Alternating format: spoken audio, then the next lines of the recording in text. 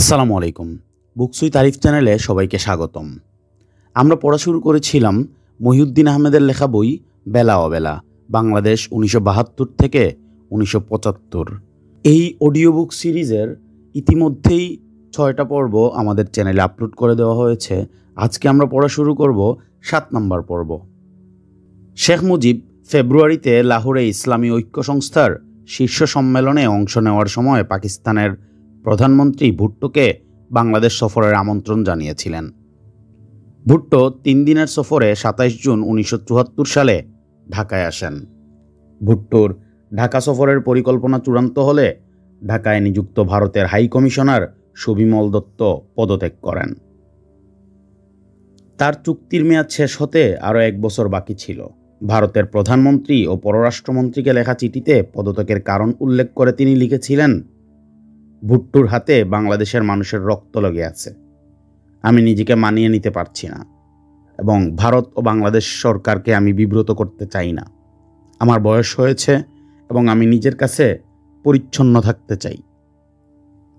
জীবনের এই প্রান্তে এসে এমন কিছুর সঙ্গে জড়াতে চাই না যা আমার শান্তি নষ্ট করবে। পাকিস্তানের সঙ্গে বাংলাদেশের অমীমাংসিত বিষয়গুলোর অন্যতম ছিল বৈদেশিক দায়দেনার ভাগাভাগি। ১৯৭২ সালের আগস্টে বিশ্বব্যাংক ও আন্তর্জাতিক মুদ্রা তহবিলের সদস্য হওয়ার সময় ৭১ পূর্ববর্তী পাকিস্তানের বৈদেশিক ঋণের দায় কে নিবে তা নিয়ে প্রশ্ন উঠেছিল। বিশ্বব্যাংক ছিল বড় ঋণদাতা সংস্থা। এই সময় দাতাদের চাপে বাংলাদেশে চলমান প্রকল্পগুলো ঋণের দায় নিতে রাজি হয়েছিল বাংলাদেশ। বাংলাদেশ অবশ্য বরাবরই বলে এসেছে আগের সব দায় দেনা পাকিস্তানকেই মেটাতে হবে। ১৯৭৪ সালে করা এক হিসাবে দেখা যায় ১৯৭১ থেকে ১৯৭২ সালের মূল্যমান অনুযায়ী পাকিস্তানের কাছে বাংলাদেশের প্রাপ্য ছিল ৫০০ থেকে ৫৫০ কোটি ডলার। ৭১-এ অর্থনীতি বিপর্যস্ত হয়ে পড়ায় পাকিস্তান বেশ কিছুদিন তার দেনা শোধ করেনি এবং এক পর্যায়ে দেনা শোধ করতে অস্বীকার করে।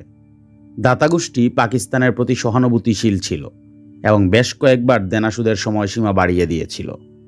অন্যদিকে দেনার একটি অংশ যেন বাংলাদেশ বহন করে সেজন্য আন্তর্জাতিক চাপ ছিল। এই সময় বিশ্বব্যাংকের ভাইস প্রেসিডেন্টের সঙ্গে বাংলাদেশের প্রধানমন্ত্রী শেখ মুজিবের কথা হয়। শেখ মুজিব এই দায় নিতে অস্বীকার করেছিলেন। দাতাগোষ্ঠী বাংলাদেশকে সাহায্য দেওয়া অব্যাহত রাখলেও দেনা সুদের জন্য চাপ দিয়ে যাচ্ছিল। ৭৪-এর শেষ দিকে বাংলাদেশ বাধ্য হয়ে ৭১ পূর্ববর্তী পাকিস্তানের ঋণের মধ্য থেকে ৩৫ কোটি ৫৬ লাখ ডলারের দায় মেনে নেয়।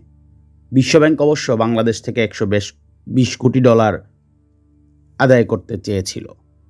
পাকিস্তান বাংলাদেশকে কূটনৈতিক স্বীকৃতি দিলে বাংলাদেশ আশা করেছিল পাকিস্তানের সম্পদ ভাগাভাগি নিয়ে একটা সুরাহা হবে। ৭৪-এর জুনে ভুট্টোর ঢাকা সফরের সময় বাংলাদেশের সুনির্দিষ্ট প্রস্তাব ছিল পাকিস্তানের সব সম্পদ ও দায় দেনা উভয় দেশ সমান ভাগে ভাগ করে নেবে। ভাগ বাটোয়ারার বিষয়টি খতিয়ে দেখার জন্য একটি যৌথ কমিশন গঠন করা হবে এবং পাকিস্তান সৌজন্য দেখিয়ে ২ মাসের মধ্যে প্রতীকী অর্থে ২০ থেকে ৩০ কোটি ডলার দেবে। এই হিসাবটা করা হয়েছিল দৃশ্যমান সম্পদকে বিবেচনায় রেখে, যেমন সোনা ও বৈদেশিক মুদ্রার মজুদ, অসামরিক বিমান এবং সমুদ্রগামী জাহাজ। দুতোয়ালি করার জন্য প্রয়োজনে সৌদি আরব, কুয়েত ও সংযুক্ত আরব আমিরাত এই ৩টি দেশের যে কোনো একটিকে জড়াতে অনুরোধ করেছিল বাংলাদেশ। ভুট্টো এ নিয়ে কোনো আলোচনা করতে রাজি হননি এবং এ প্রসঙ্গে কোনো যৌথ বিবৃতিও প্রকাশিত হয়নি। এক শ্রেণীর মানুষ ভুট্টোকে নিয়ে মাতামাতি করেছিল। তাদের উচ্ছ্বাস ছিল বাড়াবাড়ি রকমের দৃষ্টিকটু।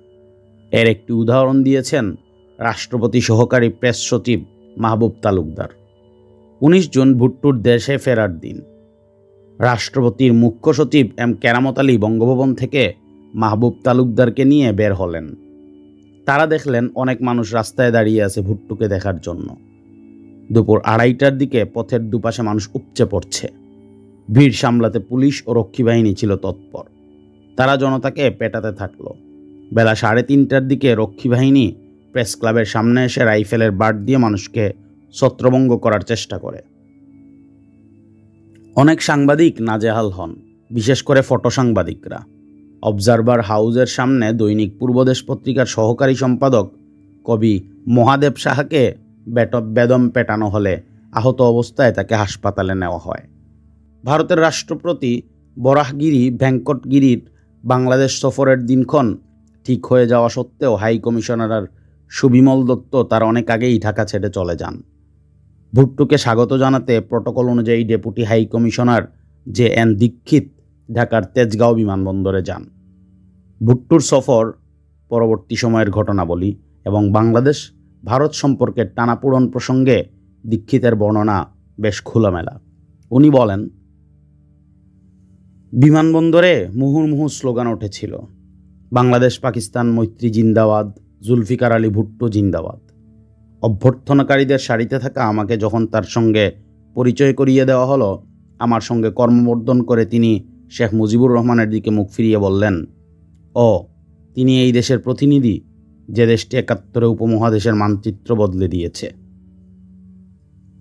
তারপর আমাকে বললেন, হয়তো তিনি দীর্ঘদিন ঝুলে থাকা কাশ্মীর সমস্যা মিটিয়ে ফেলে দ্বিতীয়বার মানচিত্র বদলাতে সাহায্য করবেন। আমি বিরক্তি চেপে রাখতে পারলাম না। বললাম, মান্যবর, আপনি যদি চান ভারত ৭১ যেমনটি করেছিল তা আবার করতে পারে এবং আমরা কাশ্মীর সমস্যার সমাধান করতে পারলে খুশি হব। তিনি আমার দিকে চোখ পাকিয়ে তাকালেন এবং সরে গিয়ে দাঁড়ালেন মালয়েশিয়ার হাই কমিশনারকে স্বাগত জানাতে। ভুট্টোর আচরণ ছিল খাপছাড়া এবং একগুঁয়ে। তিনি মনে করতেন বাংলাদেশকে স্বীকৃতি দিয়ে পাকিস্তান দয়া দেখিয়েছে। আটকে পড়া পাকিস্তানিদের ফিরিয়ে নেওয়া এবং সম্পদ ভাগাভাগির ব্যাপারে তিনি অঙ্গীকার করলেন না। তার মধ্যে কোনো অনুতাপ ছিল না। ভাষা আন্দোলনের স্মারকস্তম্ভ শহীদ মিনারে গিয়ে ফুল দিতে তিনি অস্বীকার করেন। সাভারে শহীদ স্মৃতিসৌধে যেতেও তার আগ্রহ ছিল না। অনেক অনুরোধের পর তিনি সাভারে যান। তার পরনে ছিল টি-শার্ট এবং মাথায় গলফ ক্যাপ। বিমানবন্দর থেকে যাত্রাপথটি ছিল অস্বস্তিকর। যখন আমাদের গাড়িগুলো যাচ্ছিল তখন রাস্তার দুই পাশে দাঁড়িয়ে জনতা ভুট্টো ও পাকিস্তানের পক্ষে স্লোগান দিচ্ছিল। শেখ মুজিবকে কটাক্ষ করেও অনেক স্লোগান দেওয়া হয়। পরে আমি জানতে পারি, প্রেসিডেন্ট ভবনে যাওয়ার পথে শেখ মুজিবুর রহমানের গাড়ি লক্ষ্য করে জুতার মালা ছোড়া হয়েছিল।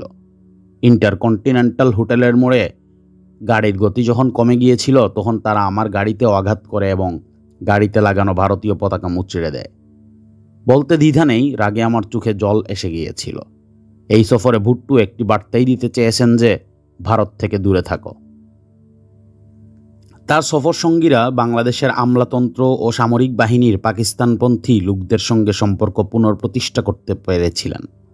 ভুট্টোর সঙ্গে আসা মন্ত্রীরা শেখ মুজিবের মন্ত্রিসভার দুজন, খন্দকার মুশতাক আহমেদ এবং তাহের উদ্দিন ঠাকুরের সঙ্গে ঘনিষ্ঠ যোগাযোগ স্থাপন করেছিলেন বলে আমরা প্রামাণ্য তথ্য পেয়েছিলাম। এই সফরের পুরো সময়টা মুজিবকে অবদমিত এবং রক্ষণাত্মক মনে হয়েছিল। ভুট্টো এবং পাকিস্তানের প্রতি মানুষের মনোভাব দেখে তিনি হকচকিয়ে পড়েছিলেন। তার এবং আওয়ামী লীগের প্রতি সাধারণ মানুষের এবং এক শ্রেণীর গণমাধ্যমের বিরূপ মনোভাব দেখে তিনি অবাক হয়েছিলেন। এই সফরের ফলে অভ্যন্তরীণ রাজনীতি এবং বাংলাদেশ ভারত সম্পর্কের ব্যাপারে মুজিবের মনোভাব বদলে গিয়েছিল। এর পরিণতি হয়েছিল করুণ। ৭৪-এর শেষ দিকে ভারত বাংলাদেশ সম্পর্কে চির ধরেছিল। রাজনৈতিক সংঘাত গিয়েছিল বেড়ে। প্রায় এক দশক পর হিন্দু মুসলমানের মধ্যকার সাম্প্রদায়িক সম্প্রীতিতে ফাটল ধরেছিল। ঢাকা রামকৃষ্ণ মিশনে দুর্গাপূজার অনুষ্ঠান পণ্ড হয়ে গিয়েছিল এবং অন্যান্য জায়গায় পূজা অনুষ্ঠানে বিশেষ নিরাপত্তার ব্যবস্থা করতে হয়েছিল। দেশে ভারত বিরোধী রাজনৈতিক দলগুলোর মধ্যে কেউ কেউ পাকিস্তানকে সম্ভাব্য মিত্র হিসাবে দেখতেন। এ প্রসঙ্গে একটি ঘটনার উল্লেখ করা যেতে পারে। ১৯৭৪ সালের গোড়ার দিকে জাসদের সভাপতি মেজর জলিল ভয়েস অফ আমেরিকার প্রতিনিধি আমানুল্লাহকে বলেছিলেন, পাকিস্তানের প্রধানমন্ত্রী ভুট্টো ও তার দলের সঙ্গে যোগাযোগ করা হচ্ছে। পাকিস্তানের প্রতিনিধিদের সঙ্গে আলোচনার সময় তিনি যেন জলিলের সঙ্গে থাকেন এবং তাকে সাহায্য করেন। আমানুল্লাহ জলিলকে স্বাধীনতার আগে থেকেই চিনতেন। জলিল তার বড় ভাইয়ের মতো জানতেন এবং নানান প্রয়োজনে তার পরামর্শ চাইতেন। ভুট্টোর ঢাকা সফরের আগে পাকিস্তানের সংশ্লিষ্ট দপ্তরগুলোর কর্মকর্তাদের একটি অগ্রবর্তী দল ঢাকায় এসেছিল। এই সময় জলিল, আমানুল্লাহর সঙ্গে যোগাযোগের চেষ্টা করেন। অফিসে না পেয়ে জলিল তার বাসায় ফোন করেন। আমানুল্লাহ যখন বাসায় ছিলেন না, ফলে তাকে ছাড়াই জলিল পাকিস্তানি কর্মকর্তাদের সঙ্গে দেখা করেন ও কথাবার্তা বলেন। জলিলের এই সাক্ষাৎ পর্ব নিয়ে জাসদ নেতৃত্বের মধ্যে কিছুটা হইচই হয়েছিল। জলিল ছিলেন সাজোয়া বাহিনীর একজন কর্মকর্তা। মুক্তিযুদ্ধের সময় তিনি 9ম সেক্টরের অধিনায়ক হিসেবে পাকিস্তানি সেনাবাহিনীর বিরুদ্ধে যুদ্ধ করেছিলেন, কিন্তু ভারত বিরোধী রাজনীতি তার মন বদলে দিয়েছিল। ভারত বিরোধী রাজনীতির আরেক দিকপাল ছিলেন সিরাজ শিকদার ও তার নেতৃত্বাধীন পূর্ব বাংলার সর্বহারা পার্টি। ভারত ও সোভিয়েত ইউনিয়নের বিরুদ্ধে জামায়াতে ইসলামী ছাড়া যে কোনো শক্তিকে তারা মিত্র মনে করতেন এবং তাদের সহযোগিতা নিতে উদ্গ্রীব ছিলেন। এটা ছিল তাদের রাজনৈতিক কৌশল।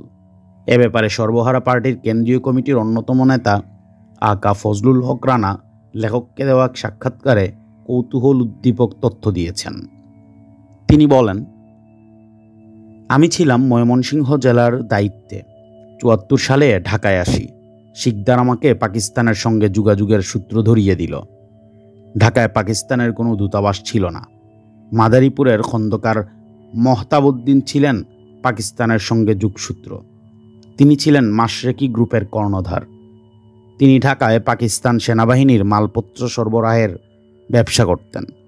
৭৪ জুনের শেষ দিকে আমি তার মতিঝিলের অফিস থেকে একবার ৩০,০০০ এবং পরে আরও ২০,০০০ টাকা এনেছিলাম। আমার সঙ্গে ছিলেন মহসিন আলী। জানতাম টাকাটা ভুট্টো পাঠিয়েছেন। আমরা ওই টাকা দিয়ে পার্টির জন্য একটা পরিবহন ব্যবস্থা গড়ে তুলতে চেয়েছিলাম। শেখ মুজিব তারপরও পাকিস্তানের সঙ্গে সম্পর্ক স্বাভাবিক করার প্রক্রিয়া অব্যাহত রাখেন। ১৯৭৪ সালের 18 সেপ্টেম্বর বাংলাদেশ জাতিসংঘের সাধারণ পরিষদের সদস্য হয়। এই সময় নিউ ইয়র্কে জাতিসংঘের সদর দপ্তরে সাধারণ পরিষদের বার্ষিক অধিবেশন চলছিল। প্রধানমন্ত্রী শেখ মুজিব অধিবেশনে যোগ দিতে নিউ ইয়র্ক যান। 25 সেপ্টেম্বরে তিনি সাধারণ পরিষদে ভাষণ দেন। ভাষণটি ছিল বাংলা ভাষায়। জাতিসংঘের ইতিহাসে এই প্রথম একজন সরকার প্রধান বাংলা ভাষায় বক্তৃতা দিলেন। ভাষণে পাকিস্তানের সঙ্গে সব ধরনের ঝামেলা মিটিয়ে ফেলার লক্ষ্যে তার চেষ্টার কথা উল্লেখ করে বলেন, পাকিস্তানের সঙ্গে সম্পর্ক স্বাভাবিকীকরণের জন্য আমরা কোনো উদ্বেগ বাদ দেই নাই এবং সর্বশেষ 195 জন যুদ্ধবন্দীকে ক্ষমা প্রদর্শন করিয়া আমরা চূড়ান্ত অবদান রাখিয়াছি। এইসব যুদ্ধবন্দী মানবতার বিরুদ্ধে অপরাধসহ মারাত্মক অপরাধ করিয়াছে। ইহা হইতেছে নতুন অধ্যায়ের সূচনা ও উপমহাদেশের ভবিষ্যৎ শান্তি ও স্থায়িত্ব গড়িয়া তোলার পথে আমাদের অবদান। এই কাজ করতে গিয়া আমরা কোনো পূর্বশর্ত আরোপ অথবা কোনো দর কষাকষি করি নাই। আমরা কেবলমাত্র আমাদের জনগণের ভবিষ্যৎ মঙ্গলের কল্পনায় প্রভাবিত হইয়াছি। শেখ মুজিব দেশে আপোষ মীমাংসার মাধ্যমে ৭১-এর ক্ষত ভুলে জাতীয় ঐক্যের যে ধারার সূচনা করেছিলেন তার একটি আভাস পাওয়া যায় তার সহকারী একান্ত সচিব শাহরিয়ার ইকবালের বর্ণনা থেকে। 19 জানুয়ারি 1975 অস্ট্রেলিয়ার তৎকালীন প্রধানমন্ত্রী গগ হুইটলাম রাষ্ট্রীয় সফরে বাংলাদেশে এসেছিলেন। সেদিন রাতে রাষ্ট্রাচারের নিয়মানুযায়ী বাংলাদেশের প্রধানমন্ত্রী অস্ট্রেলিয়ার অতিথি প্রধানমন্ত্রীর সম্মানে এক রাষ্ট্রীয় নৈশভোজের আয়োজন করেছিলেন। 18 তারিখ বঙ্গবন্ধু আমাকে বলেছিলেন রাষ্ট্রীয় নৈশভোজে তার 2 অতিথি থাকবেন। অতিথিদের নাম তিনি আমাকে নৈশভোজের দিন সকালে জানাবেন। 19 তারিখ প্রধানমন্ত্রীর সিকিউরিটি ফোর্সের কমান্ড্যান্ট কর্নেল জামিল আমার কাছে বঙ্গবন্ধুর 2 অতিথির নাম জানতে চাইলেন। অতিথিদের সম্পূর্ণ লিস্ট তৈরি হওয়ার পরই টেবিল প্ল্যান প্রস্তুত করা হয়। ঠিক করা হয় কোনো অতিথি কোনো টেবিলে বসবেন। আমি বঙ্গবন্ধুর কাছে তার অতিথিদের নাম জানতে চাইলাম। তিনি তার অতিথিদের নাম বললেন, শাহ আজিজুর রহমান এবং জনাব জহিরুদ্দিন। এরা দুজনই দালাল আইনে সাজাপ্রাপ্ত হয়ে জেলে ছিলেন। সম্প্রতি ক্ষমা লাভ করে মুক্তি পেয়েছিলেন। মুক্তিযুদ্ধের সময় এরা দুজনই, বিশেষ করে শাহ আজিজুর রহমান, হানাদার পাকিস্তানি বাহিনীর পক্ষে দালালি করেছিলেন এবং মুক্তিযুদ্ধের বিরোধিতা করেছিলেন। আমি ওই 2 জনের নাম কর্নেল জামিলকে জানালাম। তিনি এই 2 জনকে নিমন্ত্রণ কার্ড পাঠাতে বললেন। 2 জনের ঠিকানা জোগাড় করা হলো। গোপীবাগ ও তুপখানা রোডে গণভবনের মোটরসাইকেল রাইডার কার্ড পৌঁছে দিয়ে এলো। এমন সময় প্রধানমন্ত্রীর পুত্র শেখ কামাল আমাকে ফোন করে এই নিয়ন্ত্রণপত্র পাঠানোর সত্যতা জানতে চাইল। আমি তাকে জানালাম যে মাননীয় প্রধানমন্ত্রীর নির্দেশানুযায়ী আমি প্রয়োজনীয় ব্যবস্থা গ্রহণ করেছি। কিছুক্ষণ পর গাজী গোলাম মুস্তফা আমাকে টেলিফোনে একই প্রশ্ন করেন এবং আমি একই উত্তর দেই। বিষয়টি আমি বুঝতে পারিনি। বঙ্গবন্ধুকে জিজ্ঞেস করার সাহস কারো ছিল না। এই দুজন সেই রাত্রিতে নৈশভোজে উপস্থিত ছিলেন। শেষের দিকের একটি টেবিলে তাদের বসানো হয়েছিল। পরে শুনেছিলাম শাহ আজিজকে পাকিস্তানের রাষ্ট্রদূত করে পাঠানো হবে। শেখ মুজিব যতদিন বেঁচে ছিলেন ততদিন গুরুত্বপূর্ণ দুটো দেশ চীন ও সৌদি আরব বাংলাদেশকে আনুষ্ঠানিক কূটনৈতিক স্বীকৃতি দেয়নি। এটাকে আওয়ামী লীগ সরকারের ব্যর্থতা হিসাবে দেখা হতো। এমনকি এটাও প্রচার হয়েছিল যে বাংলাদেশ যেহেতু ভারতের একটি তাবেদার রাষ্ট্র, সেহেতু এর সার্বভৌমত্ব পুরোপুরি প্রমাণিত না হওয়া পর্যন্ত সৌদি আরব ও চীনের স্বীকৃতি পাওয়া যাবে না। এ বিষয়ে শেখ মুজিবের সহকারী একান্ত সচিব শাহরিয়ার ইকবালের বিবরণটি ভিন্ন চিত্র তুলে ধরে। শাহরিয়ার ইকবাল বলেন, একদিন সন্ধ্যায় ভারতে অবস্থানকারী একটি আরব দেশের রাষ্ট্রদূত অনির্ধারিতভাবে বঙ্গবন্ধুর সঙ্গে সাক্ষাৎ করতে এসেছিলেন। সেই রাষ্ট্রদূত সৌদি আরবের তখনকার বাদশাহ ফয়সালের পাঠানো কয়েকটি উপহার বঙ্গবন্ধুকে দিয়েছিলেন। 3টি উপহার ছিল, একটি অতিমূল্যবান জায়নামাজ, একটা সোনার হাতগড়ি এবং এক বাক্স খেজুর। বঙ্গবন্ধু আমাকে আদেশ দিয়েছিলেন খেজুরের বাক্সটি যেন গণভবনের কর্মকর্তা ও কর্মচারীদের খাওয়ানোর জন্য দেওয়া হয়। সোনার ঘড়িটি সরকারি তুষাখানার সংরক্ষণের নির্দেশ দেওয়া হয়। জায়নামাজটি বঙ্গবন্ধুর পিতার জন্য তার ধানমন্ডি 32 নম্বর সড়কের বাসভবনে পাঠানোর নির্দেশ দিয়েছিলেন। এই ঘটনা প্রমাণ করে যে সৌদি সরকার বাংলাদেশকে স্বীকৃতি দেওয়ার সিদ্ধান্ত গ্রহণ করার পরই বাংলাদেশের প্রধানমন্ত্রীর জন্য সৌদি বাদশাহ উপহার পাঠিয়েছিলেন। 1971-এর স্বাধীনতার পর বাংলাদেশের সঙ্গে সৌদি আরবের সেই প্রথম যোগাযোগ। সরকারি চিঠিটা 19/8/1975 তারিখে বাংলাদেশ পররাষ্ট্র মন্ত্রণালয়কে পাঠানো হয়েছিল। সৌদি আরবের সঙ্গে সম্পর্ক স্বাভাবিক করার চেষ্টার সম্পর্কে গুরুত্বপূর্ণ তথ্য দিয়েছিলেন তৎকালীন পররাষ্ট্রমন্ত্রী ডক্টর কামাল হোসেন। গোড়া থেকেই সৌদি আরবের সঙ্গে সম্পর্ক গড়ে তোলার একটা চেষ্টা ছিল বাংলাদেশ সরকারের। সৌদি আরব তখন পর্যন্ত বাংলাদেশকে কূটনৈতিক স্বীকৃতি দেয়নি। এ ব্যাপারে পাকিস্তানের বাংলাদেশ বিরোধী প্রচারণাও কাজ করছে। বাংলাদেশের অবস্থান তুলে ধরার জন্য 1973 সালের মে মাসে শেখ মুজিব সৌদি বাদশাহ ফয়সালের কাছে একজন বিশেষ দূত পাঠিয়েছিলেন। 1973 সালের সেপ্টেম্বরে আলজিয়ার্সে জোট নিরপেক্ষ দেশগুলোর শীর্ষ সম্মেলনে দুজনের দেখা হয়েছিল। বাদশাহ ফয়সাল বলেছিলেন তিনি বাংলাদেশ ও পাকিস্তানকে দুটো চোখের মতো মূল্যবান মনে করেন। বাংলাদেশ একটি ধর্মনিরপেক্ষ দেশ হওয়ায় তিনি তার শঙ্কার কথা জানিয়েছিলেন। শেখ মুজিব তাকে বুঝিয়েছিলেন কোনো পটভূমিতে পাকিস্তান ভেঙে গিয়েছিল। শেখ মুজিব সৌদি আরবের সঙ্গে যোগাযোগ অব্যাহত রাখেন। 1974 সালের জানুয়ারি মাসে তিনি সাবেক রাষ্ট্রপতি আবু সাইদ চৌধুরীকে বিশেষ দূত হিসেবে সৌদি আরবে পাঠান। লাহোরে অনুষ্ঠিত ইসলামী ঐক্য সংস্থার OIC আসন্ন শীর্ষ বৈঠকে বাংলাদেশের যোগ দেওয়ার প্রসঙ্গটি সৌদি বাদশার কাছে ব্যাখ্যা করাই ছিল এই সফরের উদ্দেশ্য। অক্টোবরের শেষে বা নভেম্বরের শুরুতে 1974 কামাল হোসেন শেখ মুজিবের একটি বিশেষ বার্তা নিয়ে বাদশাহ ফয়সালের সঙ্গে দেখা করেন। 1 ঘন্টার বেশি সময় ধরে চলা এই সাক্ষাৎকার পূর্ব উৎসাহজনক। এ ব্যাপারে কোনো কার্যকর ভূমিকা নেওয়ার আগেই ফয়সাল আত্মাইর হাতে নিহত হন। বাংলাদেশের প্রধানমন্ত্রীর পক্ষ থেকে একটি শোকবাণী নিয়ে কামাল হোসেন সৌদি আরব যান এবং বাদশাহ খালেদ, যুবরাজ ফাহাদ এবং প্রয়াত বাদশাহের ছেলে সাউদ সহ কয়েকজন গুরুত্বপূর্ণ ব্যক্তির সঙ্গে দেখা করেন। জুলাই মাসে 1975 সৌদি আরবে ইসলামিক দেশগুলোর পররাষ্ট্রমন্ত্রীদের সম্মেলনে কামাল হোসেন অংশ নেন। সম্মেলন শেষে তিনি বাদশাহ খালেদের সঙ্গে দেখা করলে খালেদ তাকে আশ্বস্ত করেন 2 মাসের মধ্যেই 2 দেশের মধ্যে কূটনৈতিক সম্পর্ক স্থাপন করা সম্ভব হবে। তিনি কামাল হোসেনকে এ ব্যাপারে যুবরাজ সৌদের সঙ্গে সব আনুষ্ঠানিকতা সম্পন্ন করার পরামর্শ দেন। সম্মেলন শেষে যে বিশেষ রাজকীয় ভোজের আয়োজন করা হয়েছিল তাতে প্রধান টেবিলে সৌদি রাজপরিবারের সদস্যবৃন্দ, OICর সদস্যবৃন্দ, আরব লীগের মহাসচিব ও প্যালেস্টাইন লিবারেশন অর্গানাইজেশনের প্রতিনিধিদের সঙ্গে বাংলাদেশের প্রতিনিধি কামাল হোসেনকে আসন দেওয়া হয়। ব্যাপারটা সবার নজর কেড়েছিল। বাদশা খালেদ কামাল হোসেনকে বলেছিলেন, আগস্টের শেষ ভাগে পেরুর লিমায় জোট নিরপেক্ষ দেশগুলোর পররাষ্ট্রমন্ত্রীদের সম্মেলনে যাওয়ার পথে তিনি যেন জেদ্দায় থেমে কূটনৈতিক স্বীকৃতির আনুষ্ঠানিকতা নিয়ে তার সঙ্গে কথা বলে যান।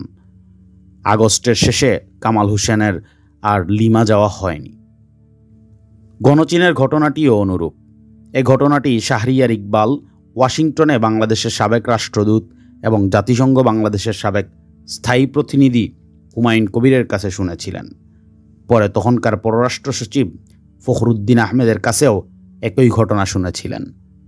হুমায়ুন কবির তখন পররাষ্ট্র মন্ত্রণালয়ের বৈদেশিক প্রচার বিভাগের পরিচালক ছিলেন।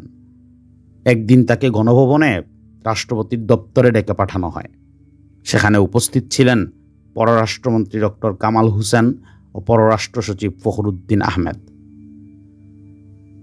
হুমায়ুন কবিরকে বলা হলো যে অতি জরুরি এবং গোপনীয় কূটনৈতিক কাজে তাকে হংকং যেতে হবে। সেখানে তার সঙ্গে দেখা হবে বার্মায় নিযুক্ত বাংলাদেশের রাষ্ট্রদূত খাজা মুহাম্মদ কায়সারের সঙ্গে। রাষ্ট্রদূত কায়সার র্যাঙ্গুন থেকে হংকং হয়ে পেকিং যাবেন। সেখান থেকে চীনা প্রধানমন্ত্রী চৌ এন লাইয়ের বঙ্গবন্ধুকে লেখা একটি চিঠি নিয়ে হংকংয়ে ফিরবেন। হুমায়ুন কবির সেই চিঠি কায়সার সাহেবের কাছ থেকে নিয়ে ঢাকায় ফিরবেন। রাষ্ট্রদূত কায়সার ছিলেন হুমায়ুন কবিরের শ্বশুরবাড়ির আত্মীয়। কূটনৈতিক গোপনীয়তা রক্ষার জন্য অনেক কিছুই করতে হয়। হুমায়ুন কবিরকে নির্দেশ দেওয়ার সময় শেখ মুজিব বলেছিলেন যে একজন সিনিয়র ডিপ্লোম্যাটকে এ কাজে পাঠালে অনুসন্ধিৎসু মহলের কৌতূহল বাড়বে। একজন জুনিয়র ডিপ্লোম্যাটকে পাঠালে সে বিষয়টা গুরুত্ব অতটা বোঝা যাবে না। সেজন্যই একজন মিড সিনিয়র ডিপ্লোম্যাটকে হংকং পাঠানোর সিদ্ধান্ত নিয়েছেন তিনি। হুমায়ুন কবির নিষ্ঠার সঙ্গে শেখ মুজিবের দেওয়া গুরুদায়িত্বটি পালন করেছিলেন। চৌ এন লাই সেই চিঠিতে শেখ মুজিবকে জানিয়েছিলেন গণচীন সরকার বাংলাদেশকে স্বীকৃতি দেওয়ার সিদ্ধান্ত নিয়েছে। আনুষ্ঠানিক চিঠি যথাসময়ে বাংলাদেশের পররাষ্ট্র মন্ত্রণালয়ে পাঠানো হবে। এ বিষয়ে আনুষ্ঠানিক চিঠিটি 31/8/1975 তারিখে বাংলাদেশ সরকারকে দেওয়া হয়। খন্দকার মুশতাকের পাকিস্তানপন্থী পররাষ্ট্র সচিব সম্পূর্ণ ঘটনাটি নিখুঁতভাবে পাল্টে দিয়েছিলেন। 72-এর 10 জানুয়ারি শেখ মুজিব যখন দেশে ফিরলেন তখন তিনি দেখলেন দেশটা লণ্ডভণ্ড হয়ে গেছে। ওই সময় উঠে দাঁড়ানোর জন্য দরকার ছিল প্রচণ্ড রকমের আত্মবিশ্বাস এবং জাতীয় ঐক্যের। শেখ মুজিব ঐক্যের একটি ধারার সূচনা করেছিলেন। ওই সময় বিরোধী দলের অনেক রাজনীতিবিদ শেখ মুজিবকে আপোসকামী এবং সুবিধাবাদী বলে সমালোচনা করতেন। এক রাতের মধ্যেই যারা একটা বিপ্লব ঘটিয়ে সমাজতন্ত্র কায়েমের খুয়াব দেখতেন তাদের ক্রমাগত আক্রমণে শেখ মুজিবকে পিছু হটতে হয়েছিল। তিনি দিন দিন তার দলের সুবিধাবাদী ও দুর্নীতিবাজ লোকদের হাতের মুঠোয় চলে যাচ্ছিলেন। তাকে নিঃসঙ্গতার দিকে ঠেলে দেওয়া হয়েছিল। বিরোধী শিবিরের রাজনীতিবিদ, বিশেষ করে যারা 71-এ জনগণের প্রতিপক্ষ ছিলেন, শেখ মুজিব তাদের প্রতি উদারতা দেখিয়েছিলেন। যুদ্ধাপরাধীদের বিচার প্রক্রিয়া অব্যাহত রাখার চেয়ে পাকিস্তানে আটকে পড়া বাঙালিদের নিরাপদে ফিরিয়ে আনাকেই তিনি অগ্রাধিকার দিয়েছিলেন। তিনি মনের মধ্যে প্রতিহিংসা পুষে রাখেননি, সবাইকে নিয়ে চলার চেষ্টা করেছিলেন। রাজপথের রাজনীতিবিদ থেকে একজন স্টেটসম্যান হয়ে ওঠার চেষ্টা ছিল তার, কিন্তু চলতি ধারার রাজনীতি তিনি পাল্টাতে পারেননি। বিক্ষোভ আর হম্বিতম্বির মেঠো রাজনীতি সব দলই অব্যাহত রেখেছিল, এমনকি আওয়ামী লীগও। এর খেসারত দিতে হয়েছে পুরো জাতিকে। আমরা ইতিমধ্যে বইয়ের 4টি অধ্যায় পড়া শেষ করেছি। এখন শুরু করছি 5ম অধ্যায়, বাকশাল। এদেশে চুরি ডাকাতি বেশ পুরনো পেশা, সবসময়ই ছিল। স্বাধীন বাংলাদেশের অপরাধের আকার ও প্রকার হঠাৎ করেই বেড়ে গিয়েছিল। অপরাধীরা আগে লাঠি সোঁটা, রামদা, বল্লম, বড়জোর, গাদা বন্দুক ব্যবহার করত। যুদ্ধ পরবর্তী সময়ে অগ্নেয়াস্ত্র সহজলভ্য হয়ে যাওয়ায় অপরাধের ধরন গেল পাল্টে। এর পেছনে প্রকাশ্য ও গোপন রাজনৈতিক দলের নেতাকর্মীদের প্রশ্রয় কিংবা অংশগ্রহণ কোনো লুকানো বিষয় ছিল না। কাগজের পাতায় ছিনতাই, ডাকাতি, রাহাজানি আর খুনের খবর নিত্যদিন ছাপা হতো। এর সঙ্গে যোগ হলো বাজার, থানা ও ব্যাংক লুটের ঘটনা। নিচের সংবাদ শিরোনামগুলো দেখলে পরিস্থিতির ভয়াবহতা আঁচ করা যায়। ইত্তেফাক 17 সেপ্টেম্বর 1972 সালে পত্রিকায় লেখা হয়, শহরে আরও একটি ব্যাংক ডাকাতি। ইত্তেফাক 16 অক্টোবর 1972, 9 মাসে রংপুরে 302টি খুন। ইত্তেফাক 10 জানুয়ারি 1973, ব্যাংকের টাকা ও গাড়ি ছিনতাই। ইত্তেফাক 2 মার্চ 1973, 28 দিনে 20 জন আওয়ামী লীগ কর্মী ও সমর্থক নিহত। ইত্তেফাক 5 এপ্রিল 1973, জয়দেবপুরে সশস্ত্র ব্যাংক ডাকাতি, 78,500 টাকা ছিনতাই। ইত্তেফাক 25 জুন 1973, দুষ্কৃতিকারীরা পুলিশের হাতে হইতে অস্ত্র ছিনাইয়া লইতেছে। ইত্তেফাক 28 জুন 1973, আরেকটি পুলিশ ক্যাম্পে দুষ্কৃতিকারীদের হামলা। ইত্তেফাক 4 জুলাই 1973, বরিশালে থানা অস্ত্রশালা লুট।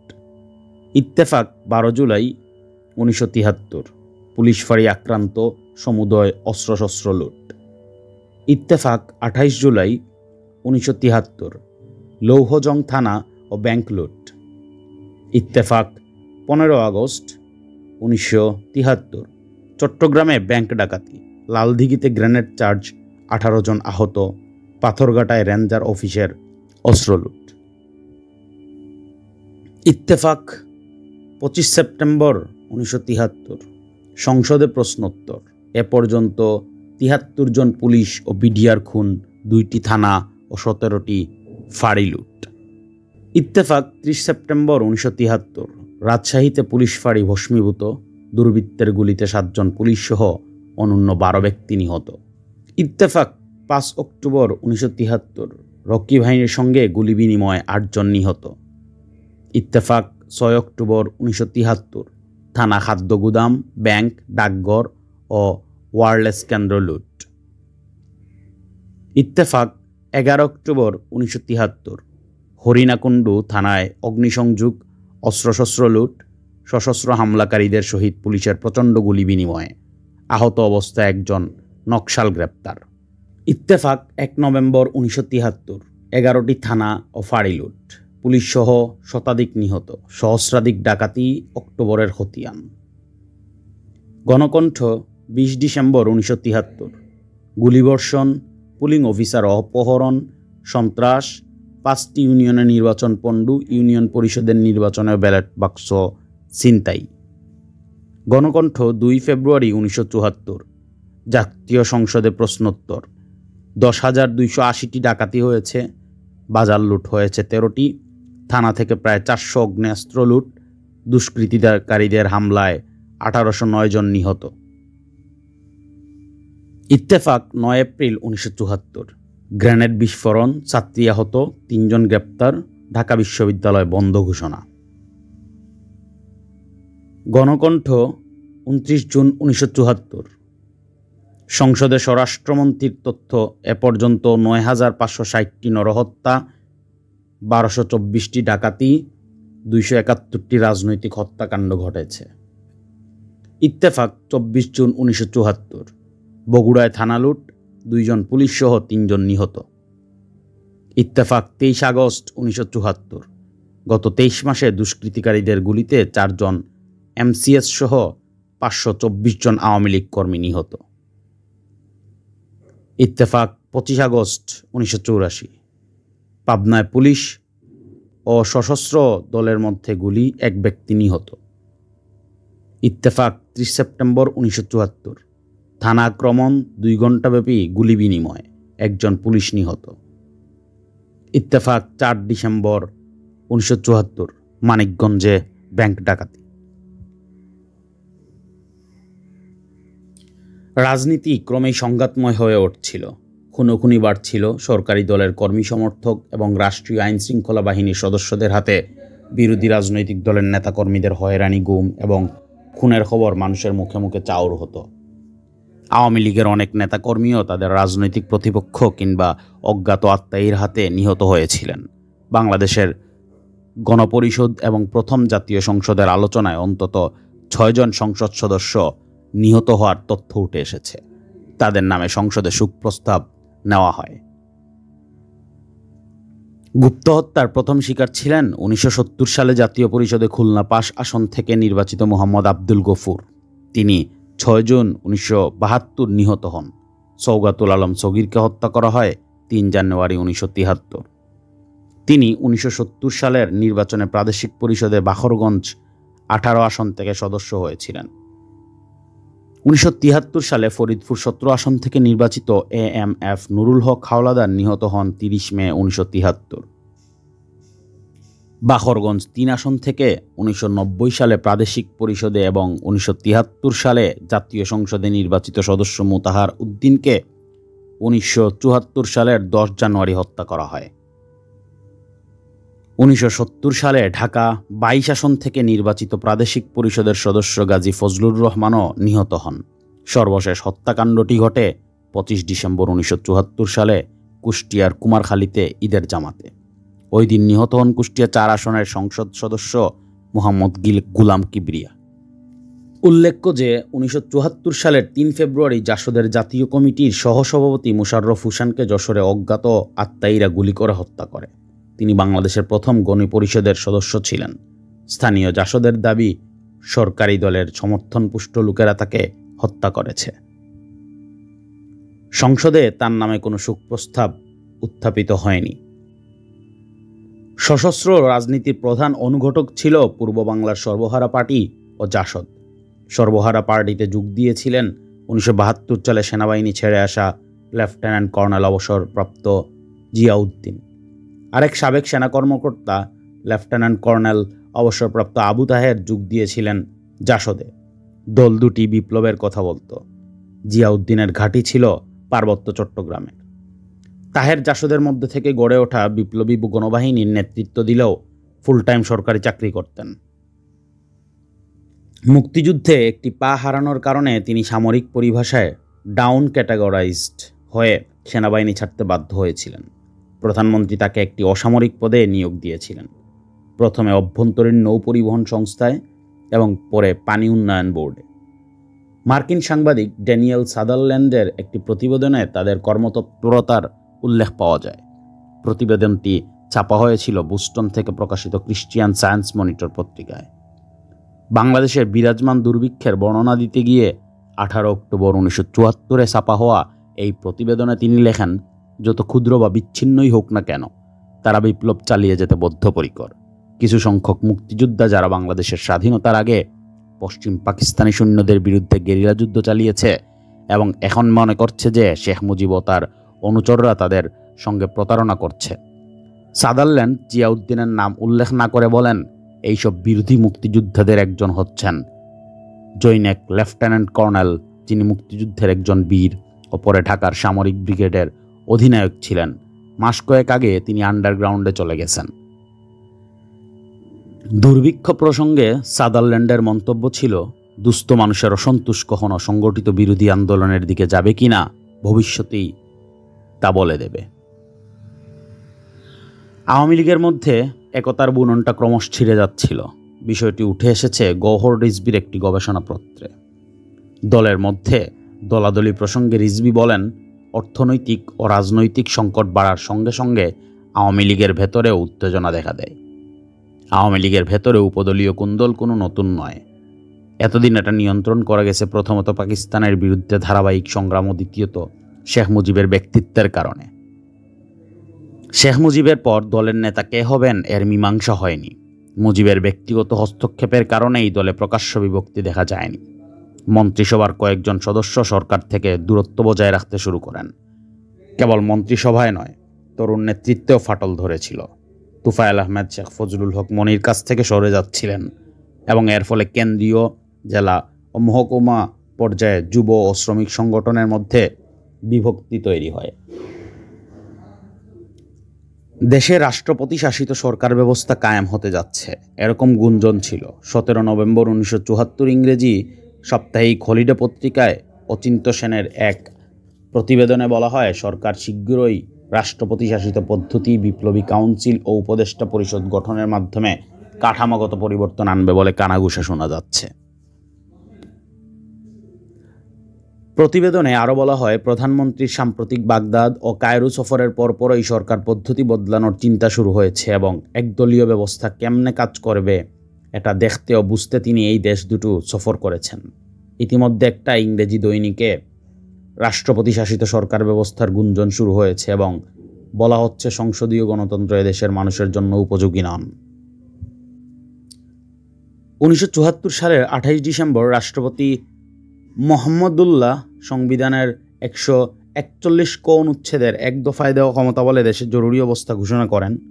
কারণ হিসাবে বলা হয়, এমন ভয়াবহ জরুরি অবস্থা বিদ্যমান রহিয়াছে যাহাতে অভ্যন্তরীণ গোলযুগের ধারা বাংলাদেশের নিরাপত্তা এবং অর্থনৈতিক জীবন বিপদের সম্মুখীন।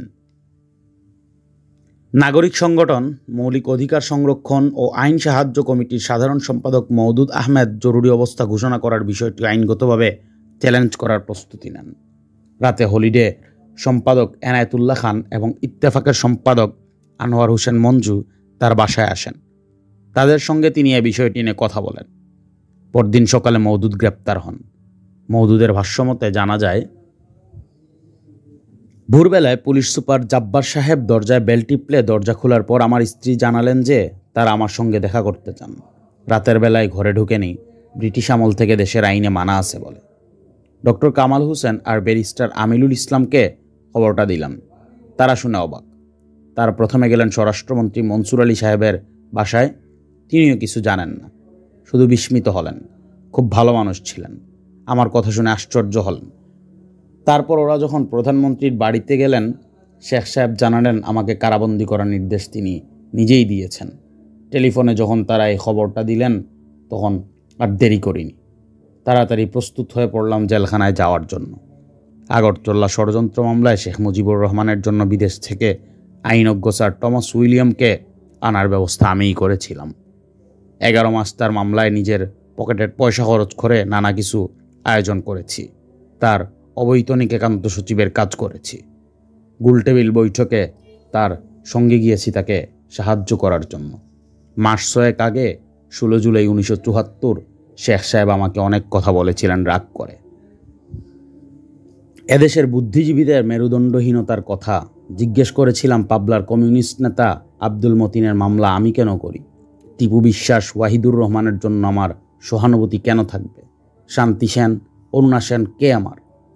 তার দুর্দান্ত ব্যক্তিত্বের সামনে সাহস করে শুধু বলেছিলাম, পাকিস্তান সরকারের 1 নম্বর শত্রু ছিলেন আপনি। অথচ আমরা আপনার পক্ষ সমর্থন করে ডিফেন্স টিম তৈরি করেছিলাম। আর এখন স্বাধীন দেশে নিজেদের নাগরিকদের মৌলিক অধিকার সংরক্ষণ করার জন্য কিছু করতে পারবো না? যাই হোক, শেষ পর্যন্ত মুজিবের নির্দেশেই আমাকে গ্রেপ্তার হতে হলো। স্পেশাল ব্রাঞ্চের এসপি জাব্বার সাহেব গাড়ি করে আমাকে নিয়ে গেলেন। প্রথমে আমার চেম্বারে সমস্ত ফাইলপত্র ঘাটলেন। যত রাজনৈতিক কর্মীর মামলা করেছি তাদের হদিস নিলেন। আগরতলা ষড়যন্ত্র মামলার সময় টেলিফোনে আড়ি পাতা হয়েছিল। গাড়ি করে আমাকে সবসময় অনুসরণ করা হয়েছে, কিন্তু পুলিশ কোনোদিন চেম্বারে ঢোকার সাহস করেনি। শেখ মুজিবকে ডিফেন্ড করার জন্য তো এখন আমাকে আটক করেনি। দেশ স্বাধীন হওয়ার পর এসব নিয়ম কানুনের পরিবর্তন হয়েছে। তৃতীয় বিশ্বের দেশ স্বাধীন হলে নাকি এসবই ঘটে। নাগরিকদের স্বাধীনতা কমে যায়, নাগরিক অধিকার লোপ পায়। ঔপনিবেশিক সরকারের চেয়ে জাতীয় সরকারগুলো বেশি নির্মম হয় এবং আইনের শাসনের প্রতি অবহেলা বেশি করে। এসব জাতীয় সরকারের অধীনে আদর্শ এবং মূল্যবোধের অবক্ষয় ঘটে খুব দ্রুত। সমাজ হয়ে পড়ে মানদণ্ডহীন, যদিও এসব কথা বিশ্বাস করতে ইচ্ছে হয় না। হংকং থেকে প্রকাশিত ফার ইস্টার্ন ইকোনমিকের রিভিউর 10 জানুয়ারি 1975 সংখ্যায় ডেভিড হার্স্ট এর এক প্রতিবেদনে জরুরি অবস্থা জারির সমালোচনা করে বলা হয়, শেখ মুজিবুর রহমান অবশেষে গণতন্ত্রের শেষ চিহ্নটুকু মুছে ফেলার সিদ্ধান্ত নিয়েছেন। জরুরি অবস্থা বলবৎ করতে গিয়ে শেখ মুজিব সেই পুরানো জুজুর ভয় দেখিয়েছেন যে বাংলাদেশে প্রো পাকিস্তানিরা এখনও সক্রিয়।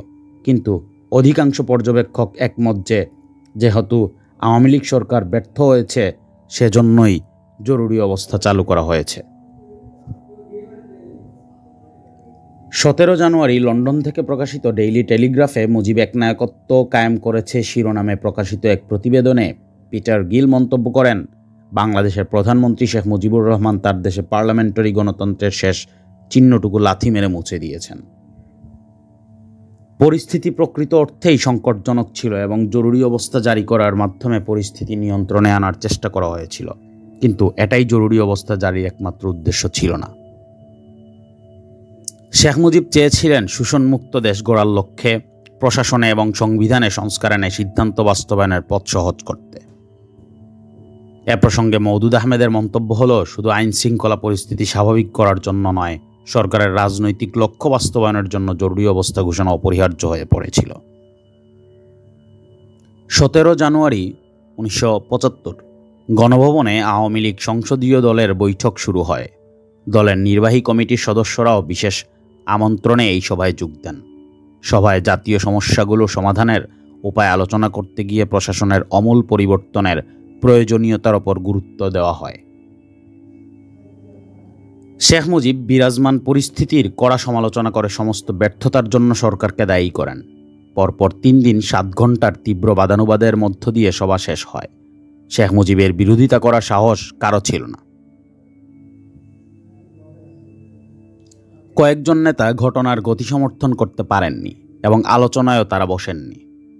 দুর্নীতিবাদ সংসদ সদস্যরা নিজেদের দুর্নীতি চাপা দেওয়ার ভয়েই তাকে সমর্থন দেন। দলের নেতারা প্রশাসনিক ক্ষেত্রে মৌলিক পরিবর্তন আনার প্রস্তাবটি গ্রহণ করেন। শেখ মুজিবের তেজদীপ্ত ভাব গম্ভীরতা ও ব্যক্তিত্বের কাছে নিজেদের সত্তা বিসর্জন দেওয়া ছাড়া অন্যদের কোনো গতান্তর ছিল না। এমএজি ওসমানী ও মইনুল হোসেন সরকারের রাজনৈতিক ভূমিকার সঙ্গে একমত না হওয়ায় দল থেকে পদত্যাগ করেন। অন্যরা শেখ মুজিবের ওপর পূর্ণ আনুগত্য ঘোষণা করে সংকট সমাধানের জন্য তার হাতেই সব ক্ষমতা দেন। আওয়ামী লীগ সংসদীয় দলের সভায় বাকশাল ব্যবস্থার পক্ষে সংসদ সদস্যদের সমর্থন পাওয়া যায়নি বলে উল্লেখ করেছেন আওয়ামী লীগ দলীয় সদস্য মাইনুল হোসেন। তার ভাষ্য অনুযায়ী বলা হলো, বঙ্গবন্ধু সকলের মতামত শুনেছেন, এ বিষয়ে সিদ্ধান্ত নেবার দায়িত্ব তাকেই দেওয়া হলো। সংসদীয় দলের সভায় কয়েকজন সদস্যের ক্ষোভ প্রকাশের বিষয়টি মইনুল হোসেন তুলে ধরেছেন এভাবে, জেনারেল এমএজি ওসমানী অত্যন্ত জোরালো ভাষায় শেখ সাহেবের উদ্দেশ্যে বললেন, জনগণ আপনাকে মুজিব ভাই হিসেবে দেখে থাকেন, তার আপনাকে মুজিব খান হিসাবে দেখতে চান না। জেনারেল ওসমানী, নূরে আলম সিদ্দিকী ও আমি একইভাবে একদলীয় শাসনের বিপক্ষে ছিলাম। বঙ্গবন্ধু সংসদ সদস্যদের উদ্দেশ্যে বক্তব্য রাখতে গিয়ে তাদেরকে কঠোর ভাষায় তিরস্কার করলেন। সংসদ সদস্যদের ঢালাওভাবে দুর্নীতিপরায়ণ বলায় আমি বিশেষভাবে আহত ও অপমানিত বোধ করেছিলাম। তাই প্রতিবাদ করে বললাম, আমাদের সবাইকে চোর না বলে যারা চুরি করেছে, যাদের বিরুদ্ধে প্রমাণ আছে তাদের বিচার করলেই তো হয়। বঙ্গবন্ধু উত্তর দিবার মতো কিছু পাচ্ছিলেন না। শেখ মুজিব হঠাৎ করে একদলীয় সরকার ব্যবস্থা চালুর সিদ্ধান্ত নেননি। তিনি অনেক দিন থেকেই এ নিয়ে ভাবছিলেন। 1979 সালের ডিসেম্বরে অনুষ্ঠিত সিপিবির 2য় কংগ্রেসের পর দলের নীতি ও কার্যক্রমের একটি পর্যালোচনামূলক দলিলে উল্লেখ করা হয় যে 1974 সালের জুন মাসে বঙ্গবন্ধু আমাদের নেতৃত্বকে দ্ব্যর্থহীনভাবে বলেন যে দেশের সামগ্রিক পরিস্থিতির জটিলতা ও সংকট এই সব কিছু হইতে দেশকে আগাইয়া নেওয়ার জন্য তিনি দেশে একদলীয় শাসন ব্যবস্থা কায়েম করিবেন, বিরাজমান সকল দলকে বাতিল করিয়া নতুন একটি দল গঠন করিবেন, পশ্চিমী সংসদীয় গণতন্ত্র বাতিল করিবেন এবং নতুন দলে তিনি আওয়ামী লীগের প্রগতিশীল অংশ ন্যাপ ও আমাদের সমগ্র পার্টিতে পাইতে ইচ্ছুক। জুলাই মাসের মধ্যেই এই নতুন দল গঠিত হইবে বলিয়া তিনি আভাস দেন। তিনি এই বিষয়ে পার্টির অভিমত জানতে চাহেন। অবশ্য বাকশাল আরও পরে গঠিত হয়। এই অবস্থায় জুলাই মাসের প্রথম দিকে কেন্দ্রীয় কমিটির সভায় সিদ্ধান্ত হয় যে আমাদের পার্টি মে মাসের প্রস্তাব অনুযায়ী ত্রিদলীয় মৈত্রীজোট কার্যকর হইবে বলিয়া বঙ্গবন্ধু মনে করেন না। দেশের রাজনৈতিক প্রশাসনিক ব্যবস্থায় পরিবর্তনের জন্য একটি প্রস্তাব বঙ্গবন্ধুর পক্ষ হইতে আমাদের নিকট আসিয়াছে। কেন্দ্রীয় কমিটি বঙ্গবন্ধুর এই প্রস্তাব পুঙ্খানুপুঙ্খভাবে বিচার করিয়াছে। দেশে একটিমাত্র আইনসিদ্ধ দল গঠনে আমাদের পার্টির প্রকাশ্যভাবে কাজ করিবার অধিকার ক্ষুণ্ণ হইবে জানিয়াও বিপ্লবী প্রক্রিয়াটিকে অগ্রসর করার সম্ভাবনা বিচার করিয়া নতুন দল গঠিত হইলে পার্টির সভ্যকর্মী প্রভৃতি এই দলে যোগদান করা প্রয়োজন। কংগ্রেসে গৃহীত রণনীতিকে বাস্তবায়িত করার উদ্দেশ্যেই নতুন দল কমরেডদের যোগদানের গুরুত্বপূর্ণ সিদ্ধান্ত গ্রহণ করিয়াছে। এই সিদ্ধান্ত বাইরে প্রচারের জন্য নয়, পার্টির মধ্যে বুঝ সৃষ্টির জন্য এবং বঙ্গবন্ধুর প্রস্তাবের উত্তর ঠিক করার জন্য নেওয়া হয়। বাইরে প্রচারের জন্য সার্বিক ক্ষেত্র পরিবর্তন সাধন করে এই দাবি তোলার কথা বলা হয়। কমিউনিস্ট পার্টি সহ সকল পার্টিকে বাতিল করা হয়। এরকম দাবি আমরা কখনোই ভুলতে যাইব না, এই কথা হয়। কিন্তু বঙ্গবন্ধু একদল করিলে আমরা সেই দলে গিয়া তাহার মধ্যে যে সম্ভাবনা আছে উহা কাজে লাগাইব, ইহাই ছিল আমাদের বুঝ। বাংলাদেশের রাজনীতির গতি প্রাকৃতির ওপর মার্কিন প্রশাসনের নজরদারি ছিল।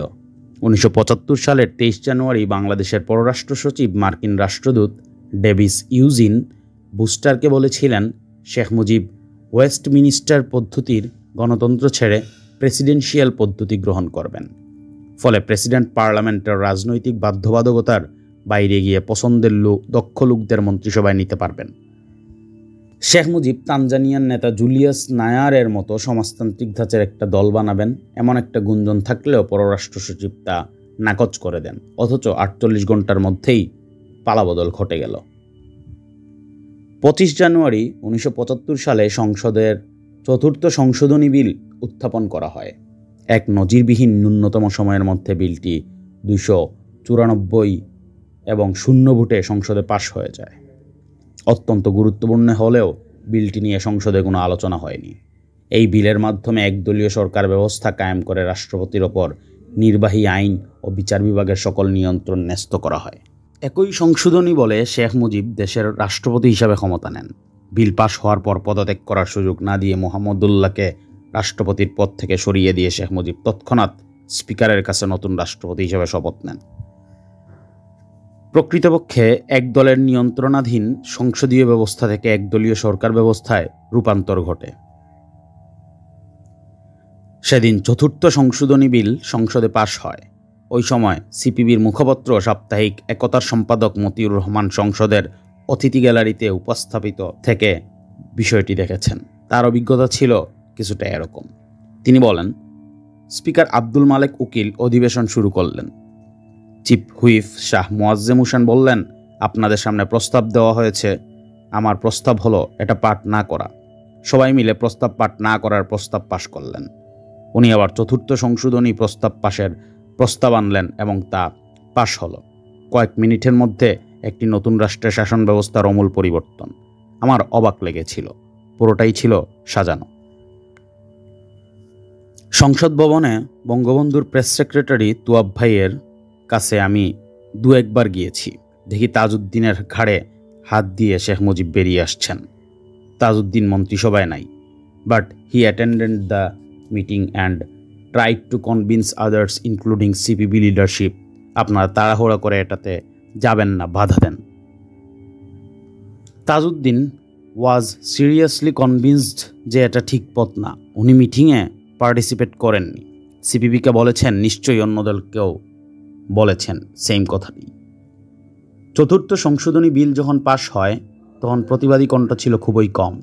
জাতীয় লীগের আতাউর রহমান খান, জাসদের আবদুল্লাহ সরকার, মাইনুদ্দিন মানিক ও আব্দুস সাত্তার এবং স্বতন্ত্র সদস্য মানবেন্দ্র নারায়ণ লারমা সংসদ কক্ষ থেকে ওয়াকআউট করেছিলেন। বিপ্লবী গণবাহিনীর ডেপুটি কমান্ডার হাসানুল হক ইনুর একটি মূল্যায়ন এখানে উল্লেখ করা যেতে পারে।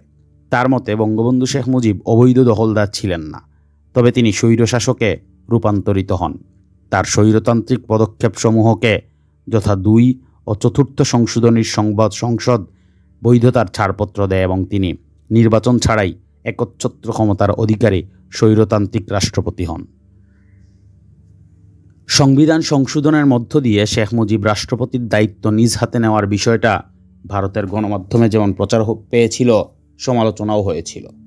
কমিউনিস্ট পার্টি অফ ইন্ডিয়া মার্ক্সবাদী লেনিনবাদী সমর্থিত সাময়িকী ফ্রন্টিয়ারের 1 ফেব্রুয়ারি 1975 সংখ্যায় প্রকাশিত এক প্রতিবেদনে মন্তব্য করা হয় যে সরকারের একচ্ছত্র সংখ্যাগরিষ্ঠতা থাকলেই দেশের অর্থনৈতিক ও রাজনৈতিক সংকটের মোকাবিলা করা যায় না। অন্যান্য দেশের ন্যায় বাংলাদেশের দুঃখ কষ্ট নব্য শাসক শ্রেণীর সৃষ্টি শ্রেণীগত সঙ্গীতেরই ফল, কিন্তু বাংলাদেশে শাসক ও প্রশাসকরা অধিকতর অযোগ্য, দুর্নীতিপরায়ণ এবং লোভী, এরা রাতারাতি বড় হতে চায়। মন্তব্যে আরও বলা হয়, জাতির প্রতি যা সবচেয়ে অবমাননাকর, মুজিব তাকে দ্বিতীয় বিপ্লব নামে অবহিত করেছেন। একই দিন নয়াদিল্লি থেকে প্রকাশিত স্ট্যাটসম্যান উইকলিতে প্রকাশিত এক নিবন্ধে কুলদীপ নায়ার বাংলাদেশের রাষ্ট্রপতিকে অভিনন্দন জানানোর জন্য ভারতের প্রধানমন্ত্রী ইন্দিরা গান্ধীর সমালোচনা করেছিলেন। সমালোচনা করে তিনি বলেন, কূটনৈতিক শিষ্টাচার যাই হোক না কেন, বাংলাদেশের প্রতিটি কাজ ভারতের সমর্থন করার দরকার নেই। অভিনন্দন বার্তাটি দেরিতে পাঠানো যেত, অন্তত এটুকু বুঝিয়ে দেওয়ার জন্য যে বাংলাদেশ যা ঘটেছে তাতে ভারতে উৎসাহ বোধ করছে না। কুলদীপ নায়ারের মন্তব্য ছিল, নয়াদিল্লি হয়তো বিশ্বাস করেছে যে এই পরিবর্তন বাংলাদেশের ভারত বিরোধী মনোভাবকে মোকাবিলা করতে শেখকে সাহায্য করবে, কিন্তু একথা ভুললে চলবে না যে শেখ ভারতের প্রতি অত্যন্ত বন্ধুভাবাপন্ন তাজউদ্দিন আহমেদকে মন্ত্রিসভা থেকে বাদ দিয়েছেন। 3 বছর আগে তাজউদ্দিন আহমেদ আমাকে বলেছিলেন, ভারত বাংলাদেশ সম্পর্কে এত ভালো যে ইচ্ছে করে এখনই মরে যাই, এর অবনতি দেখতে বেঁচে থাকতে চাই না। ভারত বিরোধী মনোভাবের কারণে শেখ খুব ভালো করেই জানেন, জিনিসপত্রের অভাব এবং দুর্মূল্যের জন্য জনসাধারণ কষ্ট পাচ্ছে। কাজেই তারা বিশ্বাস করে যে তারা অসুবিধা ভোগ করেছে, যেহেতু প্রতিটি জিনিস ভারতে চলে যাচ্ছে। বস্তুত ভারত বিরোধী মনোভাব প্রতিরোধ করার জন্য ঢাকা কিছুই করেনি। সম্ভবত এর কারণ এই যে ভারত বিরোধী মনোভাব মোকাবিলা করতে হলে সরকারকে জনসাধারণের রেশানলে পড়তে হবে। ঢাকায় নিযুক্ত ভারতের উপহাই কমিশনার JN দীক্ষিতের ভাষ্য অনুযায়ী আওয়ামী লীগের মধ্যে দলাদলির কারণে শেখ মুজিবের ভাবমূর্তি নষ্ট হচ্ছিল। তিনি কিছু মৌলিক সংস্কারের কথা ভাবলেন। তৃণমূলে আওয়ামী লীগ সমর্থন হারাচ্ছিল। পার্লামেন্টে এই দলের একচ্ছত্র আধিপত্য থাকায় অন্যান্য দলের তাতে অংশগ্রহণের সুযোগ ছিল না। তার ধারণা হলো, এই সীমাবদ্ধতার কারণেই বিরোধী দলগুলো সহিংসতার পথে যাচ্ছে। তিনি উপলব্ধি করলেন, সব দলের সমন্বয়ে নমনীয় কর্মসূচি নিয়ে আওয়ামী লীগের বদলে একটি নতুন রাজনৈতিক ব্যবস্থা তৈরি করতে হবে।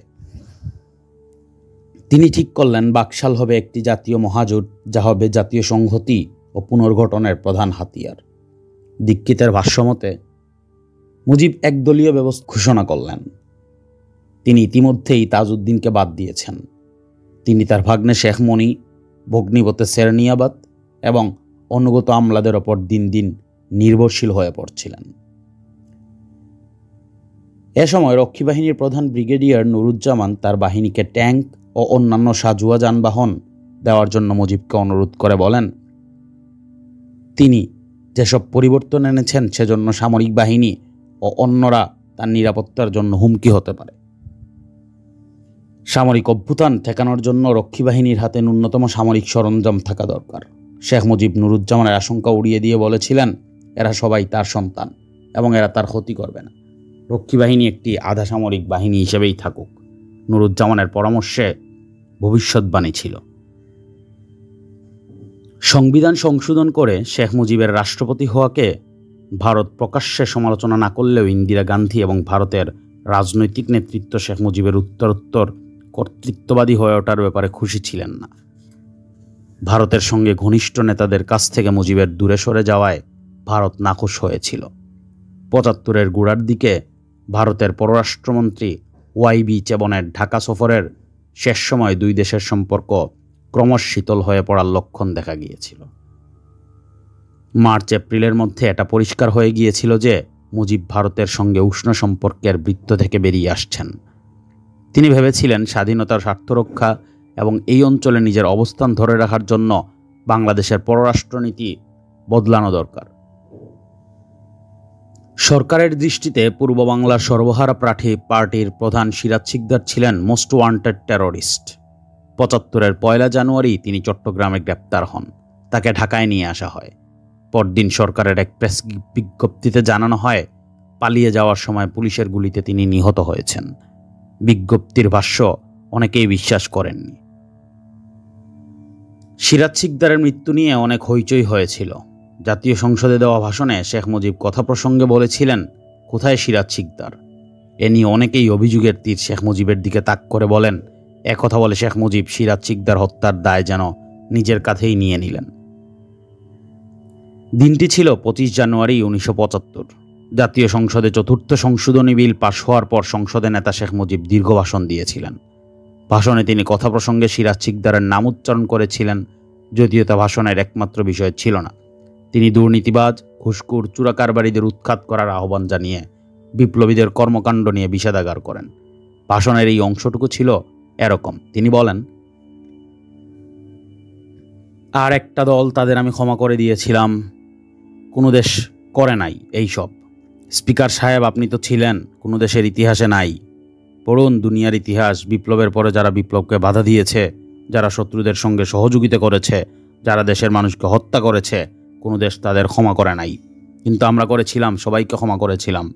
বলেছিলাম দেশকে ভালোবাসো, দেশের জন্য কাজ করো, স্বাধীনতাকে গ্রহণ করে নাও, থাকো। কিন্তু অনেকের পরিবর্তন হয় নাই। তারা গোপনে বিদেশিদের কাছ থেকে পয়সা এনে বাংলার স্বাধীনতার বিরুদ্ধে ষড়যন্ত্র করেছে। তারা মনে করে যে খবর রাখি না, এত বড় তারা ব্যান্ডিট।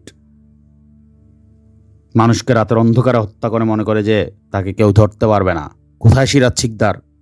তাকে যদি ধরা যায়, আর তার যে দলবল, তাদের যদি ধরা যায়, ধরতে পারবো না কোন অফিসে কে ঘুষ খান, ধরতে পারবো না অন্ধকারে বিদেশের থেকে কে পয়সা খান, ধরতে পারবো না কে কোথায় পয়সা লুট করেন, ধরতে পারবো না কোথায় কারা হোর্ডার আছেন, ধরতে পারবো না কারা ব্ল্যাক মার্কেটিয়ার আছেন।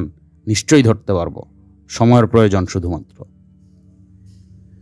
যেতে পারবে না কেউ, ইনশাল্লাহ। পাপ একদিন ধরা দেবেই, এটা মিথ্যা হতে পারে না। দুনিয়ায় কোনোদিন পাপ আর পুণ্য পাশাপাশি চলতে পারে না।